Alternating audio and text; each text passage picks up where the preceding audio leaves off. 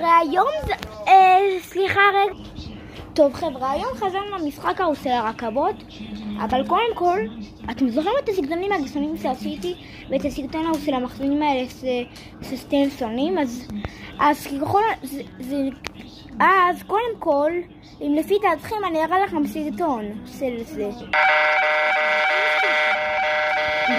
כי זה היה הסרטון האחרון של המשחק ההוא. בואו נראה לכם עוד סרטון. זה הסרטון שהתכוונתי אליו. הנה כל הסרטונים האלה של המחסומים שאתם רואים, חוץ מזה, כל המחסומים האלה, אלה הסרטונים של המחסומים שרגע אנחנו הולכים לעשות איתם סרטונים. תתעלמו מזה ותתעלמו מזה. אז קדימה, בואו נתחיל לשחק את המשחק. וחזרנו למשחק, אז קדימה, בואו נתחיל עם המחסומים האלה שתמיד רציתי להיות בהם. אז הנה, הגענו בול בדקה, לקח לי בינתיים זה דקה בסרטון. הנה, שמתם לב, זה עושה ככה, והשני עושה ככה. כי זה לא אותו מחסומים, אבל כן, הם אותו מחסומים. אז בואו נחכה שהרכבת תגיע. איך הגיע בכזאת מהירות? אני לא מבין את זה, זה כאילו אני? או שאולי מישהו עשה טלפורט לרכבת הזאת, לכאן.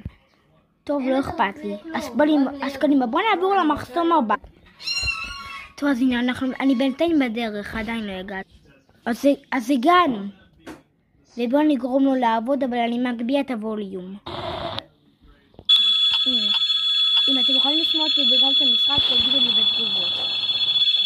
אז בינתיים, בואו נחכה שהרכבת תגיע. תוך שנייה, סתם, אני צוחק, זה לא יקרה עוד פעם, כמו שככה במחסום הקודם. אז חוטו בשנייה. ולכנתן זה חוטות מהר, אני לא יכולה לחכות אפילו לעבוד. המחסום הזה לא כזה טוב, אז תכף אני אראה לכם קסם, אני אקפוץ ואז זה עושה לי טלפורט למקום אחר. הנה תראו. הנה ראיתם? זה עבד.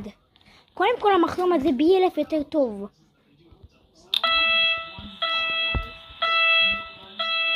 מתי מוריד את זה כל כך מהר?